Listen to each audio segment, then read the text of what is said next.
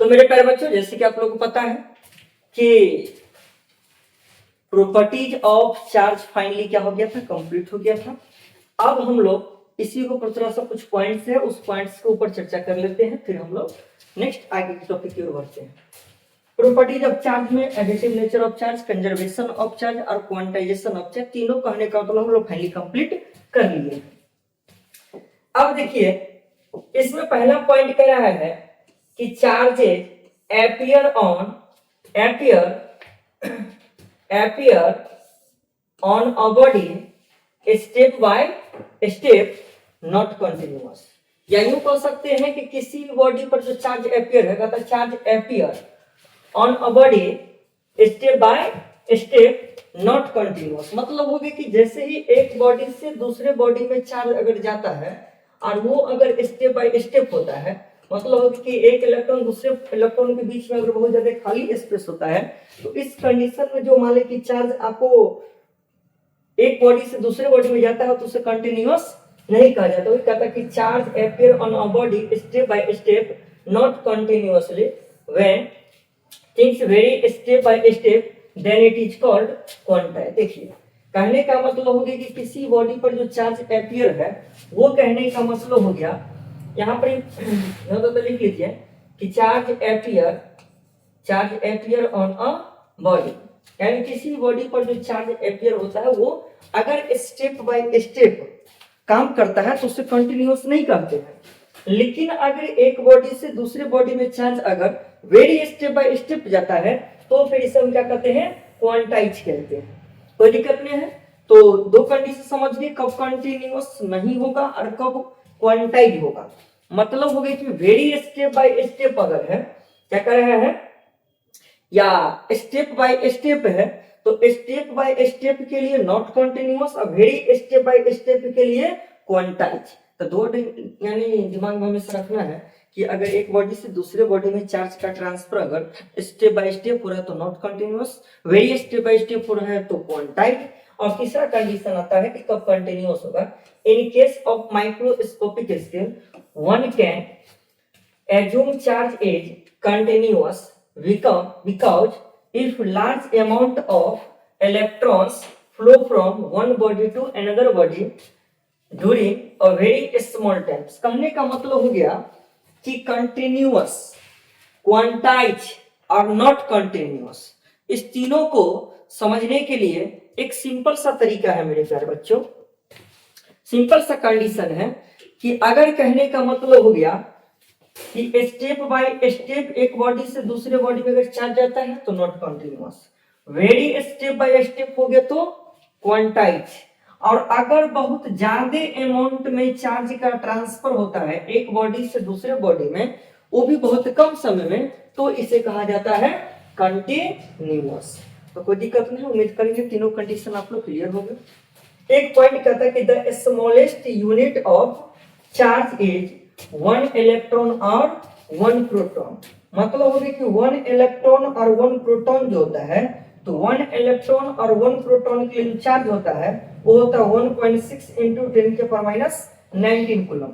ये बात हमने पहले भी चर्चा की है कि इलेक्ट्रॉन और प्रोटॉन दोनों के ऊपर जो चार्ज होता है वो क्या होता है भाई, सेम होता है।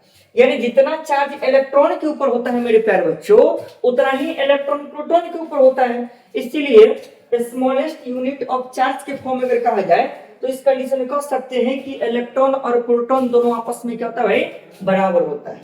इलेक्ट्रॉन और प्रोटॉन दोनों आपस में क्या होता है, बराबर होता है। क्लियर है मेरे प्यारे बच्चों। तो अब हम लोग नेक्स्ट टॉपिक जो है कूलम्ब्स लॉ, जो कि काफी मस्त टॉपिक है मेरे प्यारे बच्चों, कूलम्ब्स लॉ। तो जरा सा हम लोग कूलम्ब्स लॉ को समझते हैं कि आखिर कूलम्ब्स लॉ क्या है। कूलम्ब्स लॉ क्या है मेरे प्यारे बच्चों, इसे आप लिख सकते हैं according to Coulomb's law, according to Coulomb's law, यानी अकॉर्डिंग टू कूलम्ब्स लॉ, यानी कूलम्ब्स लॉ के अनुसार for force acting between two point charges H directly proportional to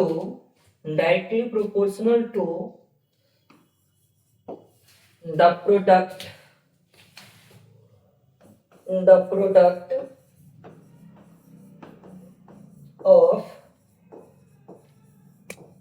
product of magnitude of two charges and inversely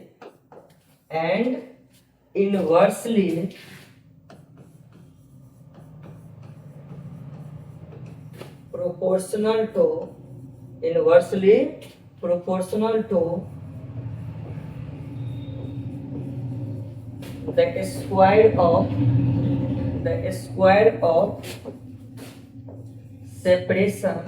the square of separation between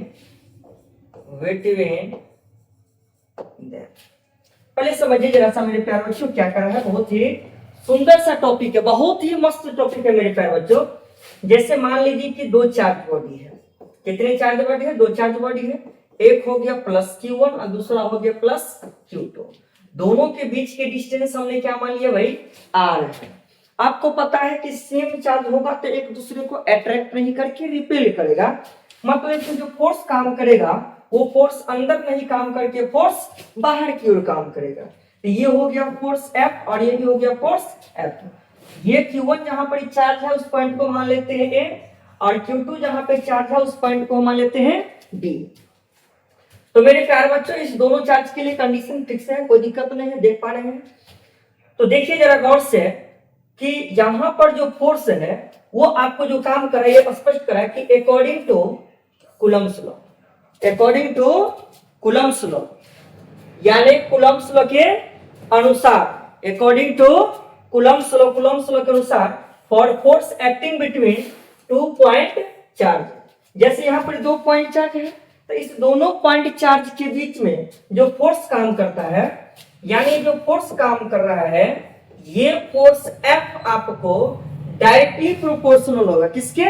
कहता है कि is directly proportional to the product मतलब क्या होगा? Multiply product of magnitude of 2 charges.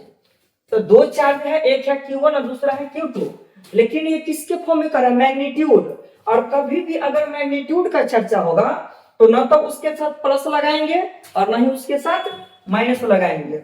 यानी force F जो होगा ये डायरेक्टली प्रोपोर्शनल होगा Q1 इंटू Q2 के।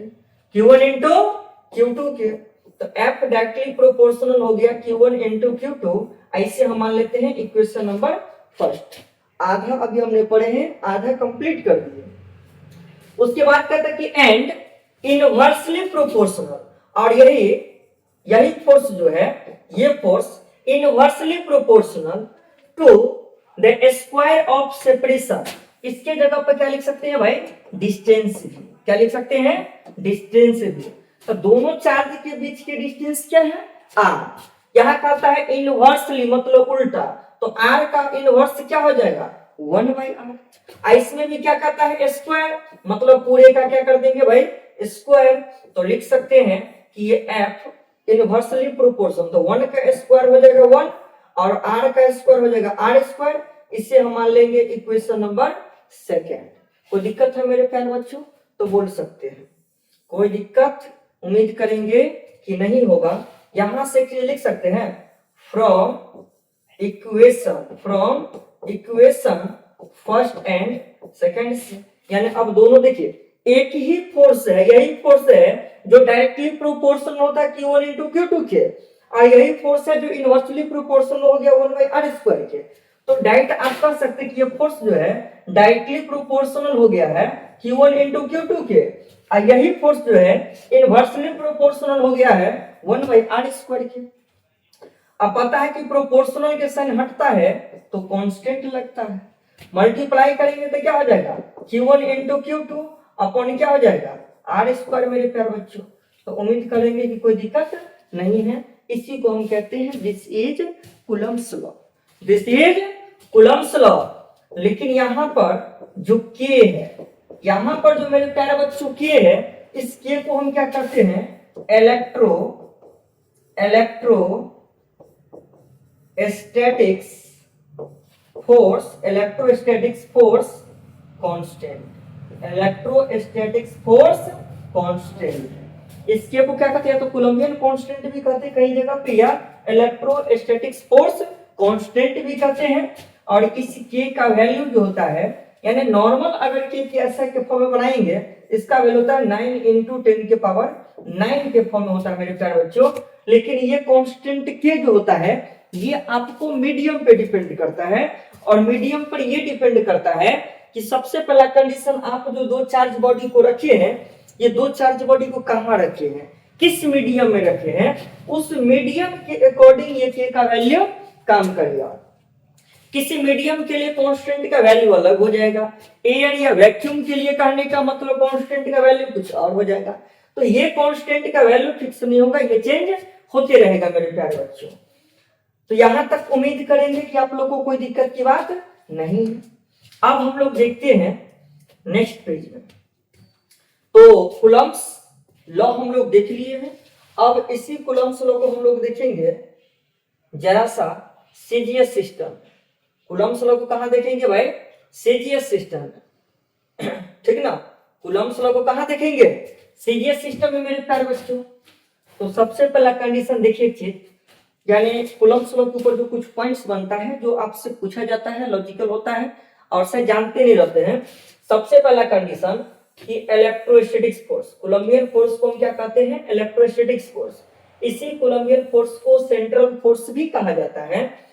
कहता कि form action and reaction pair. कहने का मतलब कि कूलम्ब्स लॉ में जो काम करता है, जो वो एक्शन के रूप में या रिएक्शन के रूप में जो फोर्स लगाता है, अट्रैक्ट करता है या रिपेल करता है, तो किसकी वजह से, दो चार्ज बॉडी के बीच, दो चार्ज बॉडी की वजह से, सिंगल चार्ज बॉडी के लिए नहीं होगा।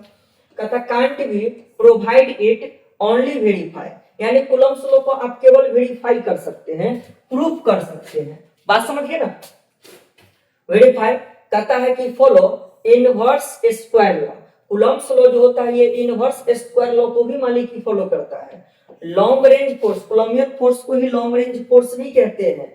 कंजर्वेटिव फोर्स, कोलंबियन फोर्स को, यानी कोलंबियन फोर्स को कंजर्वेटिव फोर्स भी कहते हैं। और तीसरा आता है मीडिएटेड बाय फोटॉन, यानी ये जितने सारे पॉइंट्स हैं ये कूलम्ब्स लॉ के ऊपर है, और ये हर एक पॉइंट्स आपके ऑब्जेक्टिव के लिए खास करके इंपोर्टेंस रहता है, खास करके बिहार बोर्ड के बच्चे के लिए। ये जो पॉइंट्स है, ये पॉइंट्स से आपको ऑब्जेक्टिव काफी उठाते रहता है, तो इसीलिए पॉइंट्स को भी आपको याद करके रखना बहुत जरूरी है। इसीलिए हमने पॉइंट्स बना करके लिखा दिए हैं, क्योंकि डायरेक्ट कॉलम्स को पढ़ा देने से ये सारे पॉइंट्स आपको वेरीफाई नहीं हो पाता है मेरे प्यारे बच्चों, इसीलिए हमने इन चीजों को क्या किए हैं, बता दिए हैं। आप देखिए जरा गौर से, क्या कहता है कि द वैल्यू, यहां पर देखिए और क्लियर कर रहा है कि the value of electrostatics force constant K depends on the nature of medium. अभी जस्ट हमने बताए हैं ये जो कांस्टेंट के का वैल्यू होता है, ये कांस्टेंट के का वैल्यू आपको डिपेंड करता है कि आप दो चार्ज बॉडी को जो रखे हैं, ये दो चार्ज बॉडी को आप किस मीडियम में रखे हैं मेरे प्यारे बच्चों, इस पे ये डिपेंड करता है। यानी सिंपल सी बात है कि कूलम्ब्स लॉ को अगर काम कराइएगा तो उसमें दो चार्ज बॉडी लेना होगा, या तो दोनों प्लस चार्ज लीजिए या दोनों माइनस चार्ज लीजिए, या एक प्लस और एक माइनस चार्ज लीजिए। लेकिन कहने का मतलब दो चार्ज को किस मीडियम में ले रहे हैं उस पे ये कांस्टेंट के का वैल्यू डिपेंड करेगा। तो कोई दिक्कत नहीं मेरे प्यारे बच्चों। कहता separating the charges and on the system of unit. देखिए इसको हम लोग देखने जा रहे हैं कहां, इन सीजीएस सिस्टम। किसमें देखने जा रहे हैं कूलम्ब्स लॉ को भाई, सीजीएस सिस्टम में। कि सीजीएस सिस्टम के अंदर कूलम्ब्स लॉ क्या होगा, यहां पर स्पष्ट लिखा हुआ है कि CGS unit of charge in ईएसयू। तो ईएसयू मतलब समझ गए ना, ईएसयू जो होता है ये आपको सीजीएस यूनिट होता है। और सीजीएस यूनिट किसका होता है, चार्ज का। हमने आप लोगों को जब चार्ज पढ़ाए हैं तो चार्ज में भी लिखाए हुए हैं कि चार्ज का सीरियस यूनिट दो होता है, एक होता है ESU और दूसरा होता है स्टेट कूलम। दो कंडीशन उन्होंने बताए थे कि चार्ज के सीरियस यूनिट दो होता है, एक होता है ESU और दूसरा होता है स्टेट कूलम। तो मेरे प्यारे बच्चों इन चीजों का चर्चा हमने ऑलरेडी उससे पहले कर रखे हैं। चार्ज के अंदर बताए थे कि चार्ज का ऐसा यूनिट होता है कूलम, बट सीरियस यूनिट होता है ESU और स्टेट कूलम। तो क्लियर है मेरे प्यारे बच्चों। लेकिन अभी जो हम लोग फिलहाल देखने जा रहे हैं कूलम्स लॉ को, इस कूलम्स लॉ को कहां देखने जा रहे हैं? सीजीएस सिस्टम में, कि आखिर सीजीएस सिस्टम में कूलम्स लॉ क्या होगा। काफी आसान सा बात है मेरे प्यारे बच्चों, काफी आसान है, बिल्कुल बोले तब इतना ज्यादा आसान है ना कि थोड़ा सा अगर ध्यान से देख लीजिएगा ना आप लोग को लगेगा क्या सर इतना इजी होता है क्या, आप लोग को भी लगेगा। जो बात अभी हम बोल रहे हैं वही बात आप लोग भी बोलिएगा। देखिए F Q1 equal to Q2 मान लेते हैं सीजीएस के लिए कि Q1 और Q2 दोनों क्या है चार्ज आपस में इक्वल है मेरे प्यारे बच्चों, और दोनों के लिए 1 ESU हो गया वैल्यू। कितना हो गया? 1 ESU। ESU का फुल फॉर्म यहाँ पे देख पा रहे हैं आप लोग, इलेक्ट्रोस्टैटिक्स यूनिट है, इलेक्ट्रोस्टैटिक्स यूनिट है।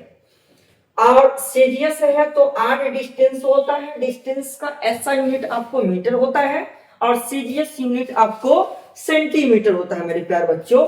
तो हमने आर का वैल्यू मान लिए कि कितना हो गया 1 सेंटीमीटर। कितना हो गया 1 सेंटीमीटर। इसमें एक चीज और आता है फोर्स।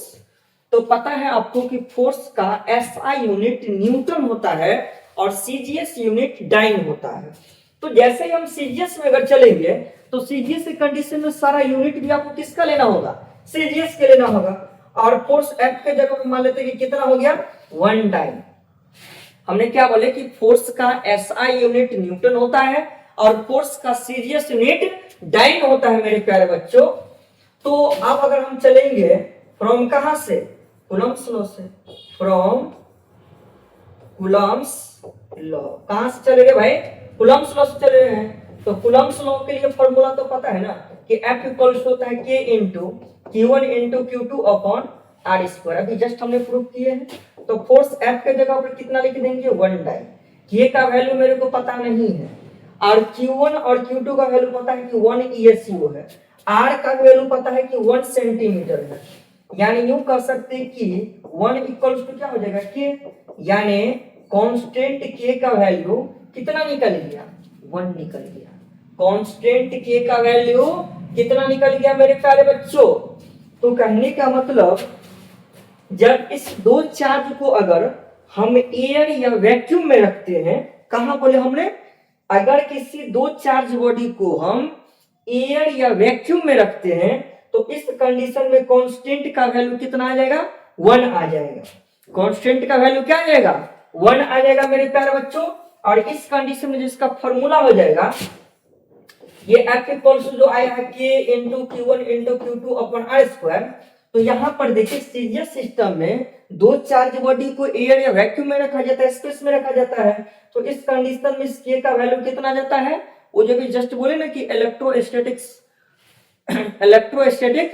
फोर्स कांस्टेंट, ये इलेक्ट्रोस्टैटिक फोर्स कांस्टेंट का वैल्यू यहाँ पे कितना हो गया 1 हो गया। और जैसे ही 1 हो जाएगा तो लिख सकते हैं F equals to 1 into Q1 into Q2 upon R square. यानी F इक्वल्स टू क्या हो जाएगा Q1 into Q2 upon R square. तो मेरे प्यारे बच्चों कहने का मतलब ये हो गया कि अगर सीजीएस यूनिट में आपसे अगर कूलम्स लॉ पूछा जाता है तो सीजीएस यूनिट में कूलम्स लॉ का फॉर्मूला क्या हो जाएगा Q1 into Q2 upon R square. CGS unit में अगर कूलम्स लॉ पूछा जाता है तो इसका फॉर्मूला क्या हो जाएगा Q1 into Q2 upon R square. कोई दिक्कत नहीं है मेरे प्यारे बच्चों, कोई समस्याएं नहीं है मेरे प्यारे बच्चों। तो कूलम्स लॉ को हम लोग सीजीएस सिस्टम में भी देख लिए हैं और उम्मीद करेंगे कि इसमें भी कोई दिक्कत नहीं है। इसमें भी उम्मीद करेंगे मेरे प्यारे बच्चों कोई दिक्कत नहीं है। अब हम लोग देखेंगे Coulomb's law in the SI system. Coulomb's law in the SI system मेरे प्यारे बच्चों। तो कूलम्स लॉ को हम लोग कहां देखने जा रहे हैं? एसआई सिस्टम में। कहां देखने जा रहे हैं? एसआई सिस्टम में। तो जरा सा इस एसआई को आप लोग ध्यानपूर्वक समझने का प्रयास कीजिएगा, बहुत ही प्यारा सा टॉपिक है। सबसे पहला कंडीशन देखिए, इसमें भी if Q1 बराबर Q2, मान लेते हैं कि Q1 और Q2 दोनों आपस में क्या है, बराबर है। इस दोनों का वैल्यू क्या हो गया, 1 कूलम। कितना हो गया, 1 कूलम। और 1 कूलम का वैल्यू क्या हो गया, 3 इंटू 10 के पावर 9 ESU। यानी आपको पता है कि कूलम होता है एसआई यूनिट और ESU होता है सीजीएस यूनिट। तो जिस प्रकार से जानते हैं ना कि 1 मीटर इक्वल्स टू होता है 100 सेंटीमीटर, तो 1 मीटर बराबर कितना सेंटीमीटर, तो 100 सेंटीमीटर। उसी प्रकार से 1 कूलम बराबर कितना ESU, तो 3 इंटू 10 के पावर 9 ESU। कोई दिक्कत नहीं मेरे प्यारे बच्चों, क्लियर है। अब देखिए R है, तो R का SI यूनिट यानी R हो गया डिस्टेंस, और डिस्टेंस का होता है मीटर, तो R बराबर कितना हो गया, 1 मीटर। कितना हो गया, 1 मीटर। और 1 मीटर बराबर कितना हो जाएगा, 100 सेंटीमीटर। कितना हो जाएगा भाई, 100 सेंटीमीटर। अब देखिए मेरे प्यारे बच्चों, तो ये जो 100 सेंटीमीटर है इसी को लिख सकते हैं 10 के पावर 2 सेंटीमीटर। कोई दिक्कत है, क्लियर है मेरे प्यारे बच्चों, कोई समस्याएं नहीं है। चलिए होना भी नहीं चाहिए, क्योंकि हमको यहाँ पर SI प्रूफ करना है। क्या प्रूफ करना है, SI। क्या प्रूफ करना है मेरे प्यारे बच्चों, SI प्रूफ करना है। तो सबसे पहले हम चलते हैं कूलम्स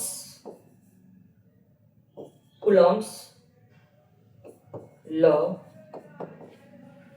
कहां चलते हैं, कूलम्स लॉ।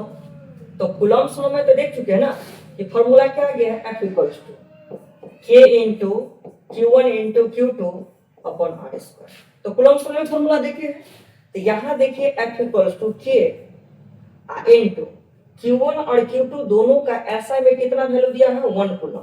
तो 1 इंटू 1, और R का वैल्यू कितना दिया हुआ है, 1 मीटर, तो 1 का स्क्वायर। कोई दिक्कत नहीं मेरे प्यारे बच्चों।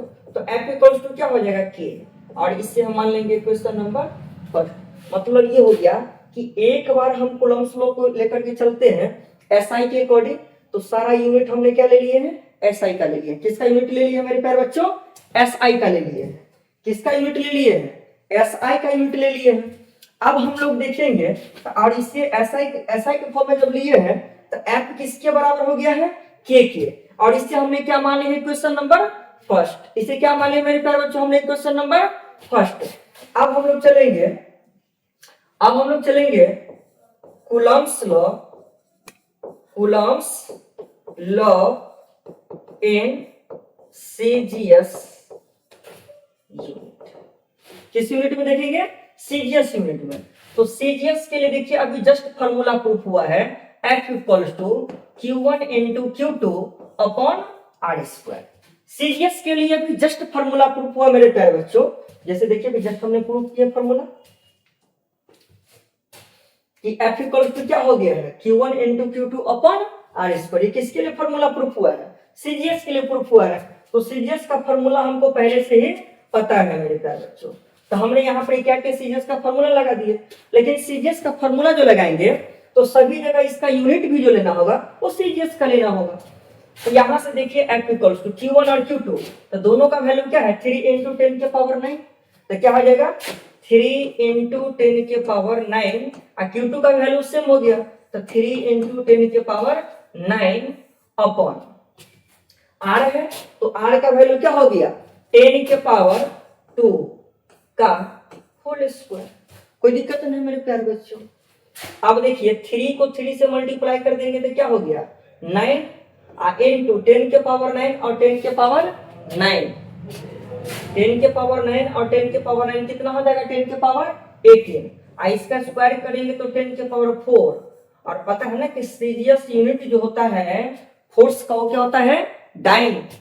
फोर्स का सीजीएस यूनिट क्या होता है मेरे प्यारे बच्चों, डाइन होता है। तो अब देखिए जरा गौर से, ये 4 से 18 को काट देंगे तो 10 के पावर क्या हो जाएगा, 14।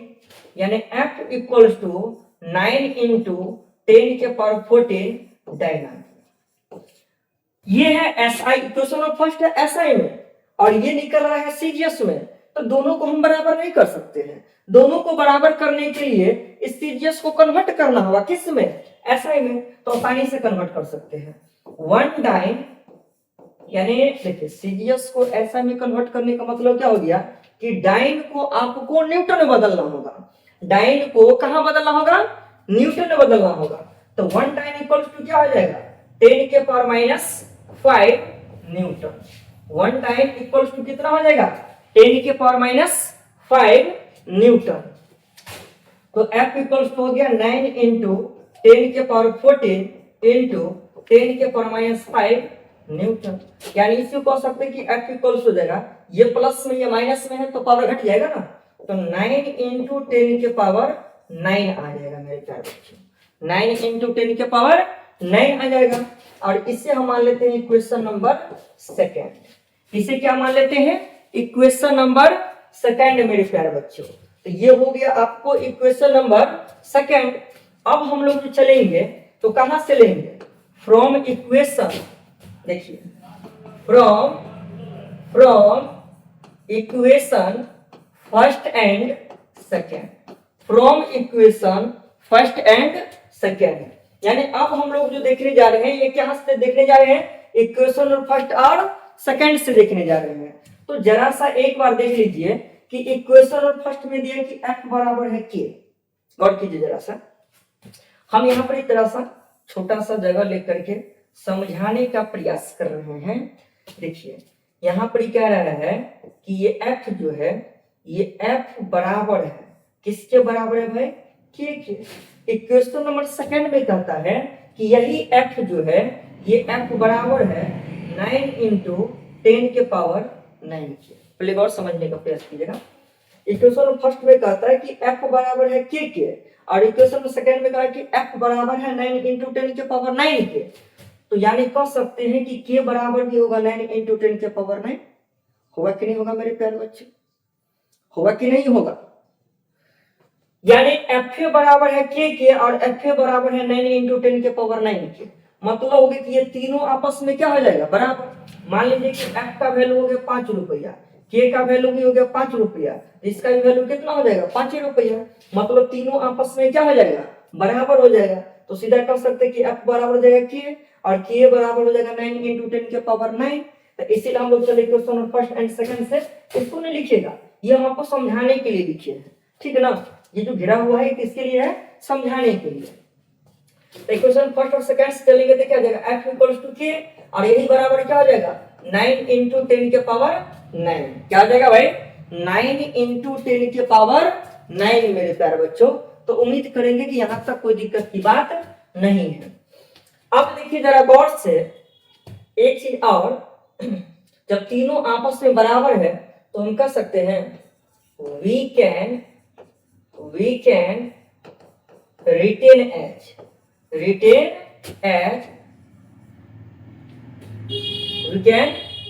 as for some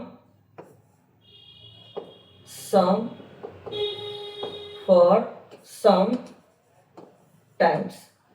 जब F बराबर हो गया K के और K बराबर है 9 इंटू 10 के पावर 9 के, तो इसी को हम कह सकते हैं कि K बराबर भी होगा 9 इंटू 10 के पावर 9 के। और एक चीज और देखिए, ये जो 9 इंटू 10 के पावर 9 है, ये आपको बराबर होता है 1/4 पाई एप्सिलॉन नॉट के। यहाँ पर एप्सिलॉन नॉट जो होता है, ये एप्सिलॉन नॉट होता है परमिटिविटी। एप्सिलॉन नॉट क्या होता है भाई, परमिटिविटी। और इस परमिटिविटी का वैल्यू होता है 8.85 इंटू 10 के पावर माइनस 12। 8.85 इंटू 10 के पावर माइनस 12 होता है मेरे पास। तो देखिए ये सिंपल तरीका बता देते हैं, 1/4 हो गया, ठीक है। पाई का मतलब 3.14 होता है। एप्सिलॉन नॉट का वैल्यू हमने लिख दिया 8.85 इंटू 10 के पावर माइनस 12 है। इन सब को मल्टीप्लाई करके 1 में डिवाइड कर दीजिएगा, तो आपको फाइनल जो आएगा वो फाइनल कितना आएगा 9 इंटू 10 के पावर 9। इसीलिए हम कहते हैं कि ये पूरा जो है बराबर होता है 9 इंटू 10 के पावर 9 के। तो डायरेक्ट आप k के जगह पर 1 बाई यानी k बरा k रहेगा, तो k की भी जगह पर 9 इंटू 10 के पावर 9 लगाएंगे, और कहीं पर अगर 1/4 पाई एप्सिलॉन नॉट है तो भी उसके जगह वैल्यू कितना पुट करेंगे, 9 इंटू 10 के पावर 9, यानी चाहे k रहे या 1/4 पाई एप्सिलॉन नॉट रहे, दोनों के जगह पर वैल्यू हम कितना पुट करेंगे, 9 इंटू 10 के पावर 9। अब हम चलते हैं फ्रॉम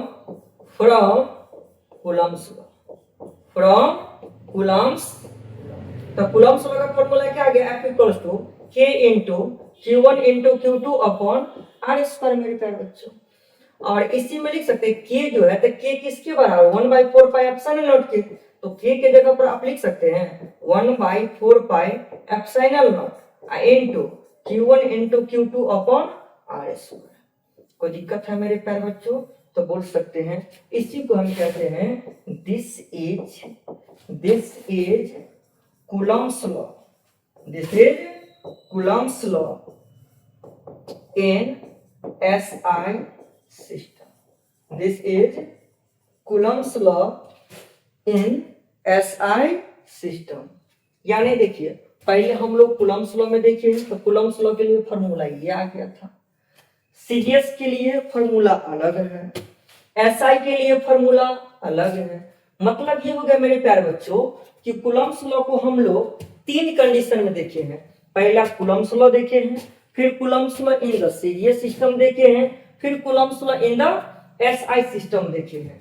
तो मेरे प्यारे बच्चों उम्मीद करेंगे कि इस 3 कंडीशन में आप लोगों को कोई समस्याएं नहीं है, इस 3 कंडीशन में कोई समस्याएं नहीं है मेरे प्यारे बच्चों, और कोई समस्याएं होना भी नहीं चाहिए।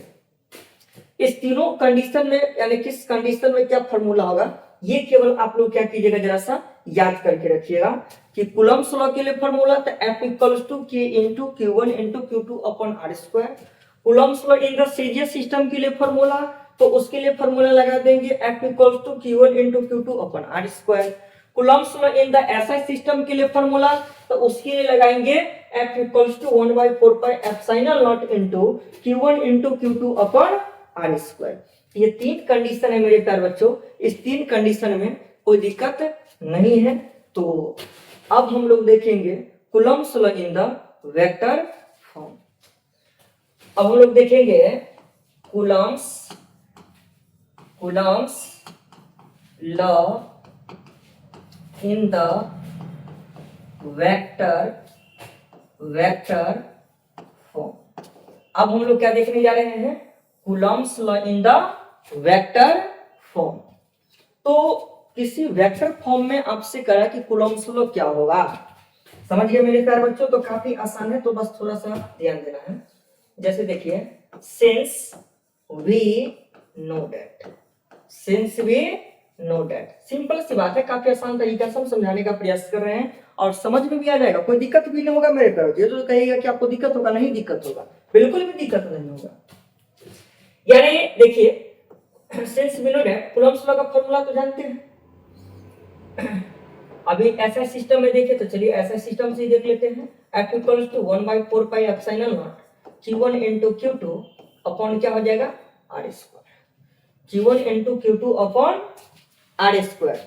तो ये हो गया सिंपल सी बात। एक चीज आप लोग याद करके रखिए कि किसी भी फिजिकल क्वांटिटीज को अगर वेक्टर फॉर्म में कन्वर्ट करना हो तो यूनिट वेक्टर से मल्टीप्लाई कर लीजिए, यानी कह सकते हैं कि vector F equals to 1/4 pi epsilon not into Q1 into Q2 upon R square. और यूनिट वेक्टर कंडीशन जानते हैं कि जब किसी भी लेटर के ऊपर अगर हम कैप लगाते हैं, जैसे यहाँ पे डिस्टेंस के रूप में R है, तो R के ऊपर अगर हम कैप लगा दिए तो कैप लगाने का मतलब होता है यूनिट वेक्टर, तो इससे हम लोग क्या पढ़ेंगे यूनिट वेक्टर R, और इसी को यूनिट वेक्टर बराबर लिखा जाता है vector R upon R, vector R upon R। तो हमने क्या बोले किसी फिजिकल क्वांटिटीज को वेक्टर फॉर्म में कन्वर्ट करने के लिए क्या करते हैं, यूनिट वेक्टर से मल्टीप्लाई कर देते हैं। तो लिख सकते हैं कि वेक्टर F इक्वल्स टू हो जाएगा 1/4 pi epsilon not into Q1 into Q2 upon R square into vector R upon R। अब यहां से देखिए मेरे प्यारे बच्चों, तो इसी को हम लिख सकते हैं 1/4 pi epsilon not Q1 into Q2 upon R square को अगर आर से मल्टीप्लाई करेंगे तो क्या हो जाएगा आर क्यू इंटू क्या हो जाएगा वेक्टर आर, क्या हो जाएगा वेक्टर आर। अगर ये फॉर्मूला की बात किया जाए तो इससे हम क्या कहेंगे, this is Coulomb's law in the vector form. अब आप लोग को मन में चल रहा होगा कि सर इसके ऊपर जरा सा एग्जांपल वगैरह बता देते तो जरा सा और अच्छा लगता है। घबराइए नहीं, जिस प्रकार से हमने सीरियल वाइज टॉपिक बना रहे हैं वन शॉट का, उसी प्रकार से हम लोग यानी टॉपिक वाइज, जैसे मान लीजिए पहले प्रॉपर्टी चार्ज देखेंगे तो उसके ऊपर जो क्वेश्चन होगा सो देख लेंगे, कूलम्स लॉ के ऊपर जो क्वेश्चन होगा सो देख लेंगे। तो जिस प्रकार से इस चैप्टर का वन शॉट थ्योरी का देखने जा रहे हैं, उसी प्रकार से एक वन शॉट न्यूमेरिकल का भी देखेंगे, जो टॉपिक वाइज, जैसे सीरियल वाइज वन शॉट में आप लोग टॉपिक पढ़ते चलते हैं ना, उसी प्रकार से हर एक टॉपिक के ऊपर जो क्वेश्चन होगा वो टॉपिक वाइज हम क्वेश्चन बताते चलेंगे। जिस टॉपिक में 5 को 7 को जो क्वेश्चन होगा वो टॉपिक वाइज क्वेश्चन बताते चलेंगे मेरे प्यारे बच्चों। तो कोई दिक्कत की बात नहीं, इसके लिए घबराइए नहीं, एक बार पहले थ्योरी को देख लेना है और एक बार मान लीजिए वन शॉट में फिर न्यूमेरिकल को भी देख लेना है, वहां से क्या हो जाएगा आपको फाइनली क्रिस्टल क्लियर। तो ये हो गया Coulomb's law in the vector form का फॉर्मूला पूछेगा तो ये बता देंगे, कोई दिक्कत की बात नहीं है मेरे प्यारे बच्चों। अब हम लोग देखेंगे Coulomb's law in the another vector form. क्या देखेंगे, Coulomb's law in the another vector form.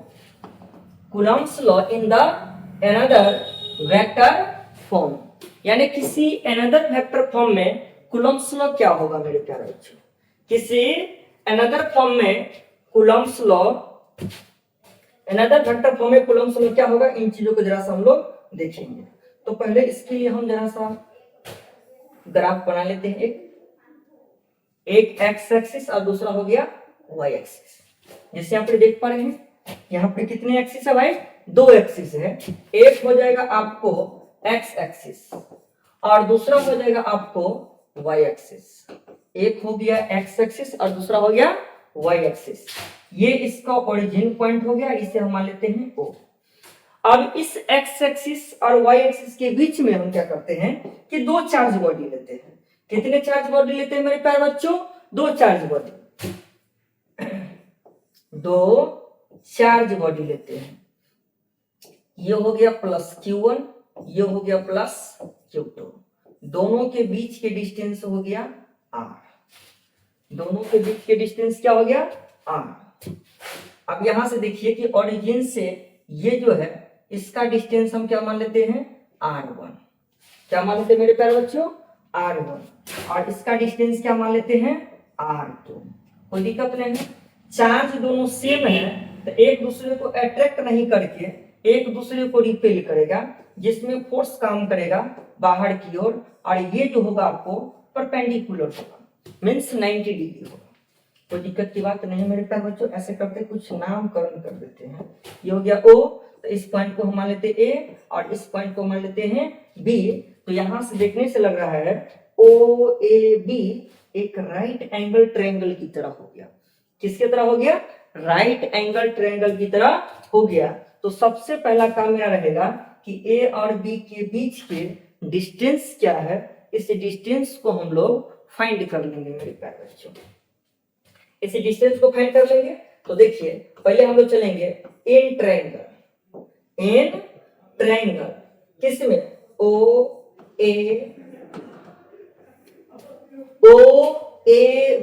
मतलब इस ट्रायंगल में चल रहे हैं। तो OAB ट्रायंगल में अगर चलेंगे मेरे प्यारे बच्चों, तो इस ट्रायंगल में चलने का कंडीशन जानते हैं कि इसका 2 फॉर्मूला होता है, h² बराबर p² प्लस b²।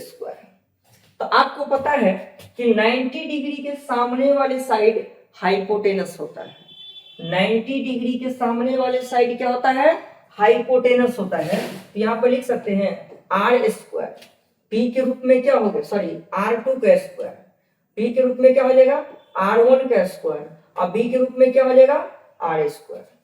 लेकिन एक चीज हम बता दें मेरे प्यारे बच्चों, आप लोगों को पहले भी हमने समझाए हुए हैं कि स्क्वायर लिखेंगे तो वेक्टर नहीं, और वेक्टर लिखेंगे तो स्क्वायर नहीं। ये तो स्क्वायर के फॉर्म में हो गया, इसी को अगर वेक्टर फॉर्म में लिखेंगे तो क्या हो जाएगा वेक्टर r2, क्या हो जाएगा vector r2 equals to vector r1 plus vector r। हमको अगर इस r का वैल्यू निकालना है, किसका वैल्यू निकालना है, r का वैल्यू निकालना है मेरे प्यारे बच्चों, तो r के वैल्यू निकालने के लिए क्या हो जाएगा, तो वेक्टर r2 इधर ये प्लस में इधर आएगा तो क्या हो जाएगा माइनस में, तो वेक्टर r1 इक्वल्स टू क्या हो गया वेक्टर r। तो यहाँ पर एक चीज कर सकते हैं कि वेक्टर r बराबर जो मिल गया, ये क्या मिल गया vector r2 minus vector r1। Vector r equals to क्या मिल गया vector r2 minus vector r1। ये आपको वेक्टर फॉर्म में हो गया, लेकिन इसी को अगर मैग्नीट्यूड के रूप में लेंगे तो मॉड लगाना होगा, पता है ना, मॉड मैग्नीट्यूड फाइंड करने के लिए क्या लगाना पड़ता है मॉड, इसे क्या पढ़ते हैं मॉड। तो यहां पर ही मैग्नीट्यूड निकालेंगे तो क्या हो जाएगा मॉड r2 माइनस r1। देखिए मॉड का काम ही होता है डायरेक्शन को खत्म करना, मतलब प्लस और माइनस नहीं। अगर मान लीजिए कि मैग्नीट्यूड में भी जस्ट बताए हैं कि कभी भी अगर मैग्नीट्यूड का चर्चा हो तो न तो उसके साथ प्लस लगाएंगे और न ही उसके साथ माइनस लगाएंगे, यानी प्लस और माइनस उसके साथ बिल्कुल भी नहीं लगाएंगे मेरे प्यारे बच्चों, प्लस और माइनस उसके साथ नहीं लगाएंगे। तो अगर वेक्टर फॉर्म में r के लिए कहा जाए तो ये vector r2 minus vector r1 हो गया, मैग्नीट्यूड के रूप में कहा जाए तो सीधा मॉड r बराबर क्या हो गया mod r2 minus mod r1 हो गया। और अब देखिए, अभी जस्ट देखिए Coulomb's law in the vector form, तो लिख सकते हैं हम from Coulomb's law in the vector form. तो मेरे प्यारे बच्चों Coulomb's law in the vector form का फॉर्मूला भी जस्ट देखिए हैं कि वेक्टर f इक्वल्स टू निकल गया है 1/4 pi epsilon not into q1 into q2 upon r3 into vector r।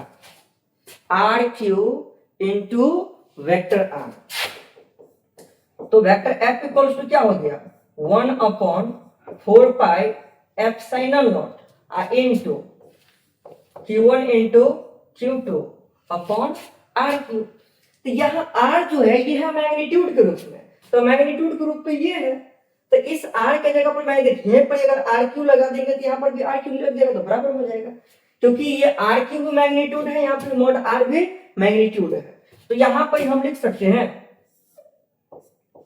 Mod, ये बराबर हो गया, तो mod r2 minus r1, mod r2 minus r1 का whole cube into vector r है, और वेक्टर r की जगह पर हम क्या लिख देंगे वेक्टर r की जगह पर क्या लिख देंगे vector r2 minus vector r1। यानी ये हो गया आपको Coulomb's law in the another vector form के लिए। इससे पहले जो हम लोग देखिए वो Coulomb's law in the vector form में देखे हैं, और ये हो गया this is Coulomb's law, this is Coulomb's law in the another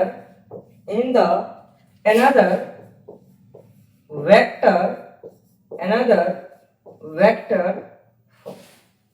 Coulomb's law in the another vector form. मेरे प्यारे बच्चों कोई दिक्कत की बात नहीं है, कोई दुख दर्द की बात नहीं है।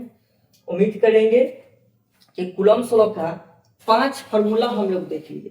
पहला कंडीशन देखिए कूलम्ब्स लॉ, फिर देखिए Coulomb's law in the serial system, फिर देखिए Coulomb's law in the SI system, फिर देखिए Coulomb's law in the vector form, फिर देखिए हैं Coulomb's law in the another vector form. तो मेरे प्यारे बच्चों यहां तक कहने का मतलब Coulomb's law in the another vector form तक देख लिए हैं, और उम्मीद करेंगे कि यहां तक कोई दिक्कत नहीं है। तो अब हम लोग देखते हैं अगला topic. Next topic next topic है, देखिए जरा सा, dielectric constant. Next topic क्या है? डाई इलेक्ट्रिक कांस्टेंट, या इसी को कहते हैं relative electrical permittivity. Electrical permittivity, या तो डाई इलेक्ट्रिक कांस्टेंट कहिए या रिलेटिव इलेक्ट्रिकल परमिटिविटी कहिए। काफी मस्त चीज है और काफी कंफ्यूजन भी रहता बच्चे को इस खास करके रिलेटिव इलेक्ट्रिकल परमिटिविटी में, कि रिलेटिव इलेक्ट्रिकल परमिटिविटी क्या होगा। डाई इलेक्ट्रिक कांस्टेंट या रिलेटिव इलेक्ट्रिकल परमिटिविटी जो होता है, इसको मेन लिखा जाता है ER से, और इस ER के लिए काफी कंफ्यूजन में रहते हैं। तो इसे जरा सा हम लोग काफी डिटेल्स में समझाने का प्रयास करेंगे, बहुत ही प्रेम से समझेंगे। बस थोड़ा सा आप लोगों को क्या करना मेरे प्यार बच्चों, ध्यान देना है। काफी मस्त टॉपिक है, इसीलिए थोड़ा सा ध्यान दीजिए। कह रहा है कि dielectric constant of a medium is the ratio of, यानी देखिए यहां पर स्पष्ट फॉर्मूला बना सकते हैं कि डाई इलेक्ट्रिक कांस्टेंट, हमने क्या बोले, दोनों एक ही चीज है। डाई इलेक्ट्रिक कांस्टेंट कहे या रिलेटिव इलेक्ट्रिकल परमिटिविटी कहे, तो डाई इलेक्ट्रिक कांस्टेंट या दोनों में से कुछ भी कहे, इसीलिए कंफ्यूजन होगा। कांस्टेंट इक्वल होता है किसके किसके, कहता है कि dielectric constant of medium is the ratio of absolute electrical permittivity. क्या कहता है? एब्सोल्यूट इलेक्ट्रिकल परमिटिविटी अपॉन क्या हो जाएगा, देखिए electrical permittivity of the medium. इसके लिए भाई ये जो एब्सोल्यूट इलेक्ट्रिकल परमिटिविटी है किसके लिए? मीडियम के लिए, to the absolute electrical permittivity of free space, यानी एब्सोल्यूट इलेक्ट्रिकल परमिटिविटी ये है ऊपर वाले मीडियम के लिए और नीचे वाले फ्री स्पेस या वैक्यूम के लिए। तो किसी मीडियम के लिए जो इलेक्ट्रिकल परमिटिविटी होगा और किसी वैक्यूम के लिए जो इलेक्ट्रिकल परमिटिविटी होगा, इस दोनों का जो रेशियो होता है, उसी रेशियो को हम कहते हैं डाई इलेक्ट्रिक कांस्टेंट। क्लियर है मेरे प्यारे बच्चों? हमने क्या बोले, यहाँ पर यह स्पष्ट है कि किसी मीडियम के लिए जो इलेक्ट्रिकल परमिटिविटी है, किसी मीडियम का इलेक्ट्रिक परमिटिविटी और किसी वैक्यूम के इलेक्ट्रिकल परमिटिविटी का जो रेशियो होता है, उसी रेशियो को हम क्या कहते हैं? Dielectric constant. Dielectric constant से फॉर्मूला क्लियर हो गया कि electric permittivity of medium upon electric permittivity of vacuum का रेशियो जो होता है वो किसके रेशियो होता है? Dielectric constant. क्लियर? कोई दिक्कत नहीं मेरे प्यारे बच्चों? तो जरा सा इसके फॉर्मूला को हम लोग समझेंगे कि डाई इलेक्ट्रिक कांस्टेंट या रिलेटिव इलेक्ट्रिकल परमिटिविटी क्या है। तो इसमें दो कंडीशन में, सबसे पहले कंडीशन हम लोग देखेंगे डाई यानी एब्सोल्यूट इलेक्ट्रिकल परमिटिविटी, यानी एक बार हम देखते हैं कि किसी दो चार्ज बॉडी को किसी मीडियम में रखते हैं। तो जब किसी मीडियम में अगर रखेंगे तो उस मीडियम के लिए जो इलेक्ट्रिकल परमिटिविटी काम करेगा वो हो जाएगा E। क्या हो जाएगा? E। और जब किसी दो चार्ज बॉडी को अगर वैक्यूम में रखेंगे तो उसका जो इलेक्ट्रिकल परमिटिविटी हो जाएगा वो हो जाएगा एप्सिलॉन नॉट। तो आपको इसी दोनों का जो रेशियो होगा, तो सबसे पहला करने से रेशियो, तो बाद में सबसे पहला करने दो चार्ज बॉडी को लेकर के हम लोग फाइनली डिटेल्स में फॉर्मूला को क्लियर करने जा रहे हैं मेरे प्यारे बच्चों। तो नेक्स्ट पेज में हम लोग चलते हैं, सबसे पहला कंडीशन देखते हैं। नेक्स्ट पेज देख रहे थे, खाली है क्या? खाली है। चलिए, तो इससे पहले देखते हैं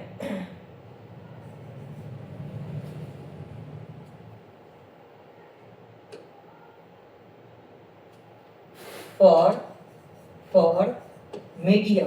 किसके लिए भाई? मीडियम के लिए। पहले हम मीडियम में चल रहे हैं, यानी किसी मीडियम में अगर हम दो चार्ज बॉडी Q1 और Q2 को लेते हैं, किसको? Q1 और Q2 को लेते हैं। तो किसी मीडियम जब लेते हैं तो किसी मीडियम के लिए जो फोर्स हो जाएगा, कूलम्बियन फोर्स, वो हो जाएगा F m। एफएम का मतलब हो गया कि मीडियम के लिए फोर्स। इसका फॉर्मूला तो जानते हैं कि 1/4 पाई एप्सिलॉन नॉट। सबसे पहला कंसेप्ट देखिए, क्लियर करके ही हम चलते हैं तो ज्यादा बेस्ट रहेगा। जैसे कूलम्ब्स लॉ हो गया, दो चार्ज बोर्ड है तो कूलम्ब्स लॉ काम करेगा, और कूलम्ब्स लॉ का फॉर्मूला जो होता है वो कूलम्ब्स लॉ का फॉर्मूला जानते हैं कि F इक्वल्स होता है, अभी जस्ट जैसे ऐसा ही सिस्टम में देखिए हैं तो वेक्टर F बराबर क्या था, वेक्टर F बराबर क्या निकलेगा 1/4 pi epsilon not Q1 into Q2 upon R square, ऐसा फॉर्मूला देखिए। लेकिन यहाँ पर जो फोर्स को हम देखने जा रहे हैं ये कहाँ है भाई, मीडियम है, तो F बराबर क्या हो जाएगा 1/4 पाई। लेकिन किसी मीडियम के लिए जो परमिटिविटी हो गया, ये मीडियम के लिए परमिटिविटी क्या होता है E into Q1 into Q2 upon R square. कोई दिक्कत है? तो ये हो गया आपको मीडियम के लिए, क्योंकि एप्सिलॉन नॉट जो होता है वो होता है वैक्यूम के लिए। किसके लिए? वैक्यूम के लिए। तो इससे हमने मान लिया इक्वेशन नंबर फर्स्ट। क्या मान लिए? Equation number first. अब हम इसी को देखने जा रहे हैं फॉर स्पेस या वैक्यूम, फॉर स्पेस या वैक्यूम एयर जो कहिए। तो इसमें भी देखिएगा तो कूलम्ब्स लॉ का फॉर्मूला तो वही होता है कि वेक्टर F इक्वल्स होता है 1/4 pi epsilon not Q1 into Q2 upon R square होता है। लेकिन किसी वैक्यूम में अगर देखेंगे तो इसके लिए हो जाता है F नॉट बराबर क्या हो जाएगा फॉर्मूला 1/4 पाई एप्सिलॉन, क्योंकि किसी वैक्यूम के लिए, किसी स्पेस के लिए जो परमिटिविटी होता है वो होता है E नॉट। तो यहाँ पर क्या लिख देंगे, E नॉट ही रहने देंगे into Q1 into Q2 upon R square, और इससे हम मान लेंगे इक्वेशन नंबर सेकेंड। मेरे प्यारे बच्चों उम्मीद करेंगे कि यहाँ तक कोई दिक्कत नहीं है, उम्मीद करेंगे यहाँ तक कोई दिक्कत नहीं है मेरे प्यारे बच्चों। तो अगर ये दो चीज अगर निकाल लिए तो डाई इलेक्ट्रिक कांस्टेंट निकालना काफी आसान हो गया। अब हम चलेंगे फ्रॉम इक्वेशन 2/1 से। अब हम चलेंगे कहां से? इक्वेशन 2/1 से। तो इक्वेशन नंबर 2 भी आपके सामने है और इक्वेशन नंबर फर्स्ट भी आपके सामने है मेरे प्यारे बच्चों। तो इक्वेशन नंबर 2/1 से चलेंगे तो इक्वेशन नंबर 2 में क्या है? F not. क्या है? F not. और इक्वेशन नंबर फर्स्ट में क्या है? FM। कोई दिक्कत की बात नहीं है मेरे प्यारे बच्चों। तो यहां देखिए F नॉट का वैल्यू क्या आ गया है 1/4 pi epsilon not into Q1 into Q2 upon R square. उसका देखिए इक्वेशन में फर्स्ट में FM का वैल्यू क्या गया है 1/4 पाई E into Q1 into Q2 upon R square. तो मेरे प्यारे बच्चों ये पूरे से तो पूरे कट ही जाएगा, ये तो कट गया, 4 पाई से 4 पाई भी कट गया, तो बचा क्या? बचा क्या? F not upon FM, F not upon FM। क्या बच गया मेरे प्यारे बच्चों? F not upon FM। तो F नॉट अपॉन FM जो बच गया तो ऊपर में कुछ नहीं बचा तो 1/एप्सिलॉन नॉट, यहाँ पर क्या बचेगा 1/E। इसी को अगर हम पलटी मारेंगे तो क्या हो जाएगा F नॉट अपॉन FM। काफी आसान है भाई, थोड़ा सा बस दिमाग लगाइएगा, कोई दुख दर्द की बात नहीं होगा, कोनो दुख दर्द होगा ही नहीं मेरे प्यारे बच्चों, कोई दुख दर्द नहीं होगा। एक काम कर लीजिए, वहां पर वेक्टर फॉर्म में था, यहाँ पर मैग्नीट्यूड के रूप में होगा, वेक्टर लगाने का जरूरी नहीं, इससे वेक्टर नहीं लगाएंगे। एक सेकेंड, ठीक है ना, वेक्टर जरा सा तो 3 जगह लग गया है। यहाँ पर ही मीडियम के लिए परमिटिविटी काम कर रहा है, इसके लिए क्या होता है लगा चलेगा।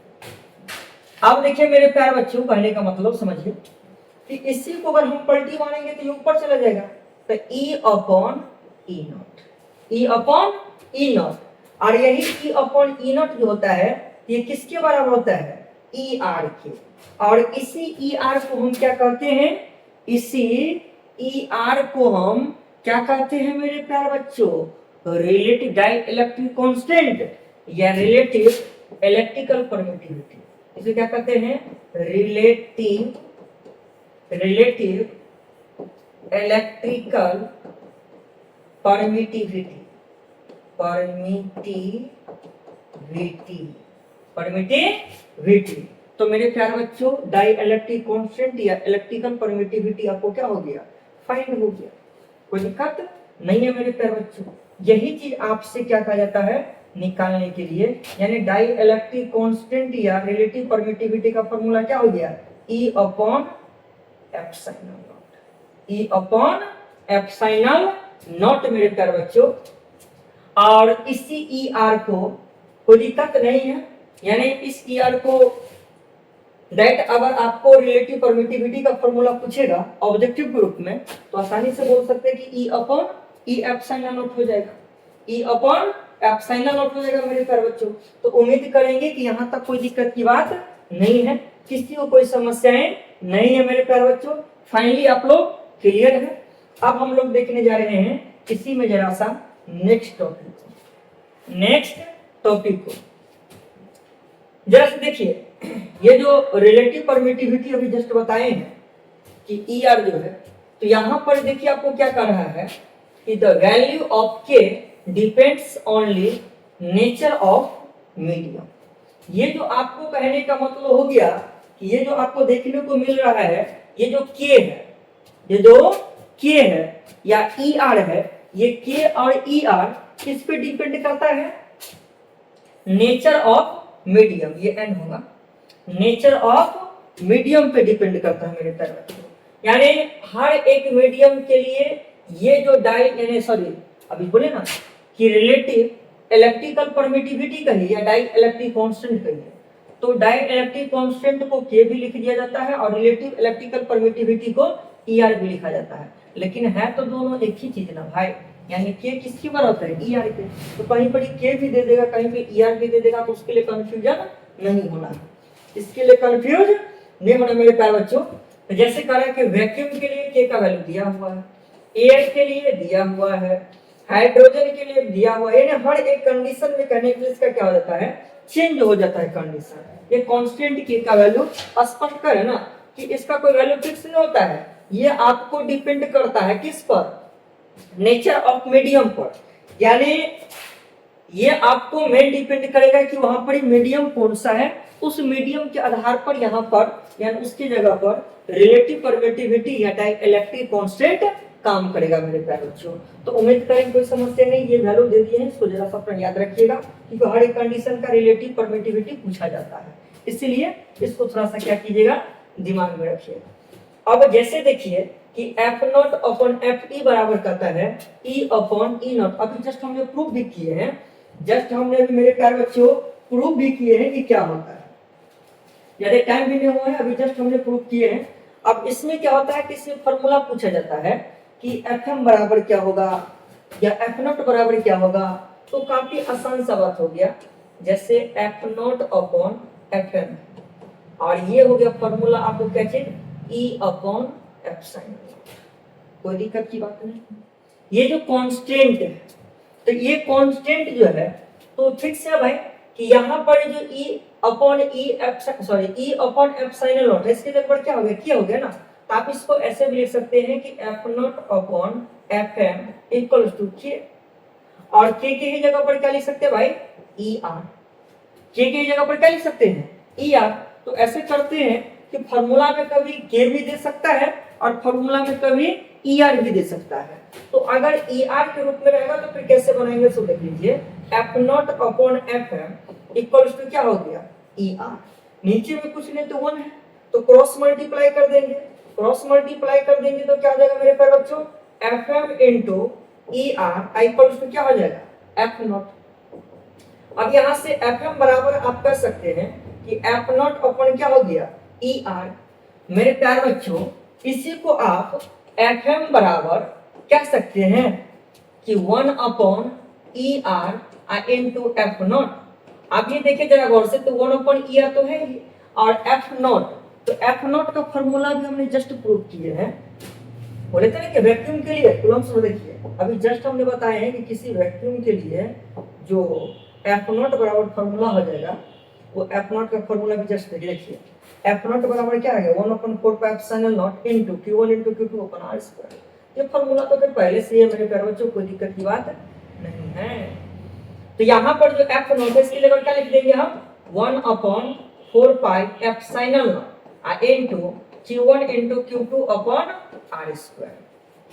यानी किसी मीडियम के लिए फॉर्मूला फाइंड क्या होगा मेरे प्यारे बच्चों 1/4 pi epsilon not ER into Q1 into Q2 upon R square. मेरे प्यारे बच्चों कोई दिक्कत की बात नहीं है।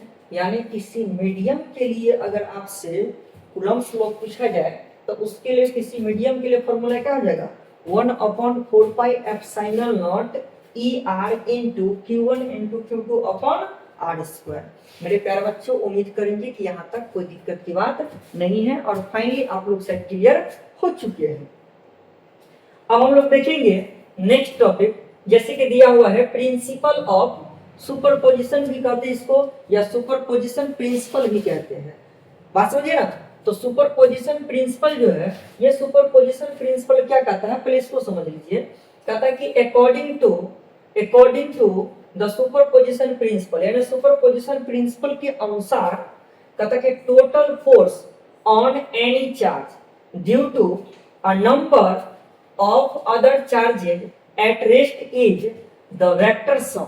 यानी कहने का मतलब किसी भी चार्ज पर जो टोटल फोर्स काम करता है, वो टोटल फोर्स कहने का मतलब होता है कि ये टोटल फोर्स सम होता है। किसके सम होता है? All the forces due to other charges taken one at a time. The force due to individual charges are unaffected। देखिए कहने का मतलब हो गया किसी को इंडिविजुअल भी कहा जाता है। पहले हम इसका फिगर बनाते इसे समझते हैं। जैसे यहाँ पर एक चार्ज हो गया और यहाँ पर भी एक पॉजिटिव चार्ज है, एक नेगेटिव चार्ज है और एक पॉजिटिव चार्ज है। तो ये जो आपको दिख रहे plus Q1 minus Q2 plus Q3, ये आपको इंडिविजुअल चार्ज है। क्या है?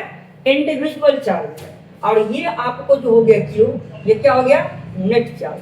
तो जितने सारे इंडिविजुअल चार्ज होता है, ये इंडिविजुअल चार्ज की तुलना में भाई फोर्स भी काम करेगा। क्या काम करेगा? फोर्स। तो Q1 की तुलना में फोर्स क्या काम किया? Vector F1।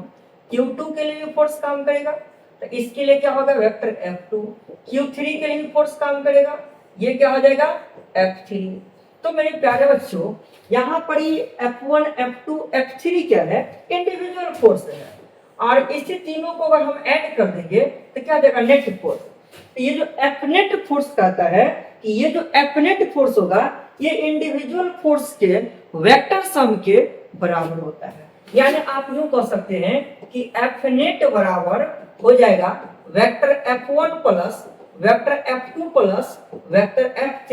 यही कहना है प्रिंसिपल ऑफ सुपरपोजिशन का कि नेट फोर्स जो होता है वो बराबर होता है इंडिविजुअल फोर्स जो होता है इस इंडिविजुअल फोर्स के वेक्टर सम के। प्रिंसिपल ऑफ सुपरपोजिशन क्या कहता है मेरे प्यारे बच्चों? क्लियर हो गए कि नेट फोर्स जो होता है ये बराबर होता है इंडिविजुअल फोर्स के वेक्टर सम का। तो उम्मीद करेंगे मेरे प्यारे बच्चों कि यहाँ तक कोई दिक्कत नहीं है, कोई समस्याएं नहीं है। तो मेरे प्यारे बच्चों अब हम लोग देखेंगे नेक्स्ट टॉपिक।